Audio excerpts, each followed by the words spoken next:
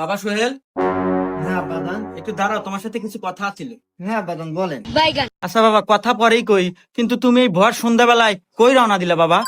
আব্বাজান একটু পর মাগরিবের আজান দিবে, এই জন্য আগে থেকে আমি মসজিদ বলে আগে যেতেছি।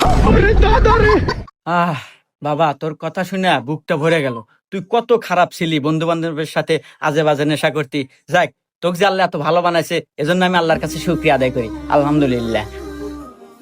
আচ্ছা আব্বা, তুমি জানি কি জানি বলতে চাইলে ওটা একটু বলো, নইলে আবার আজান দিয়ে দিবে, আমার মসজিদে যাওয়া লাগবে। ও আচ্ছা বাবা, ঠিক আছে। ওই যে তোর মার না খুব অসুস্থ, কয়েকটা টাকা লাগতো, একটু ওষুধ আনতাম।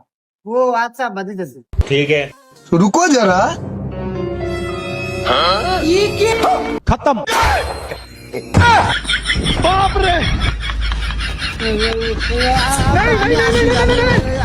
আসি। বন্ধুরা, কি বুঝলেন? পোশাক এবং লেবাস দেখে